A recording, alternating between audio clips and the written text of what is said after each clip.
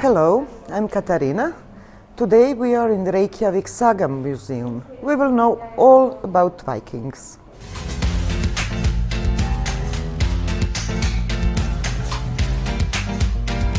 Hello, amigo. Musk. Is he alive? Oh, he's not alive. According to the Book of Settlement, Irish monks or Papa were living in Iceland before the first Norse settlers arrived in the 9th century.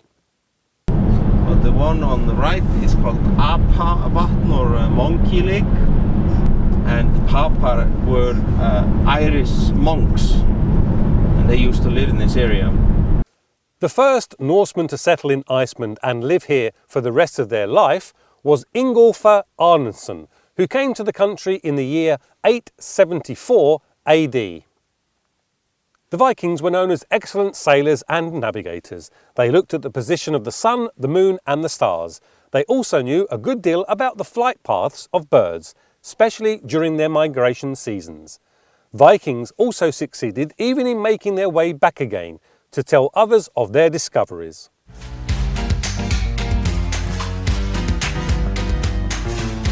The Parliament has actually founded in the year 930 in Thingvellir, the national park where you can see the tectonic plates meet.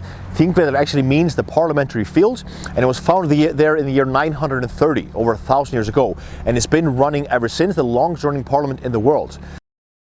The flagpole is standing on a rock called the Law Rock. The Law Rock is where the law speaker was standing on top of, and he was shouting out all the laws. Both the old laws and the new laws. That's because they didn't have any books.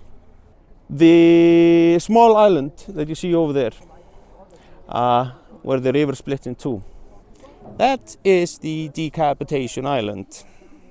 Well, but just for men, not for women. A little bit further on the left side there's a small stream, a river, and a pool of water, of women. That's by drowning them, put them in sacks and then push them off the ledge and drown them. Eric the Red was an infamous Viking warrior who lived here in Iceland around the 10th century. So he was exiled from the country, so he had to find a new place to live. So he sailed to Greenland, and his son Leifur, he couldn't come back to Iceland, so he went further west to North America, and he landed in Labrador. He called it Vinland, and he went as south as what we now know as Massachusetts.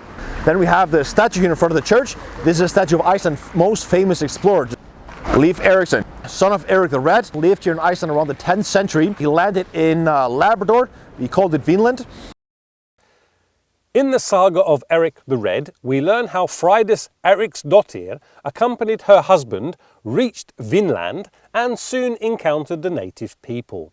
The natives, who had never seen such people before, immediately took up their weapons.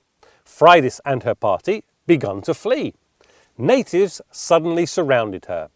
Fearlessly she took up her sword which lay beside her body, opened her tunic to reveal one of her breasts, and held the sword tightly against it. This bold gesture seems to have frightened the natives, and they ran off terrified by what they apparently thought was an evil omen. In 1343, Sister Catherine, a nun in the south of Iceland, was found guilty of having sold her soul to the devil and was punished by being burned at the stake. In the year 1402, a ship carrying the plague arrived in Iceland from England. Over the next 2 years, Black Death continued to spread across the country, and it is thought to have killed almost a third of Iceland's population. Lutheranism was officially announced to be Iceland's new religion at the Althing in 1541. But the Northerners and their bishop John Aransson did not turn up to the assembly. Later at the Althing, John Aransson was outlawed by the king. On November the 7th, 1550, the bishop and his 2 sons were taken to the block and beheaded by the southern authorities.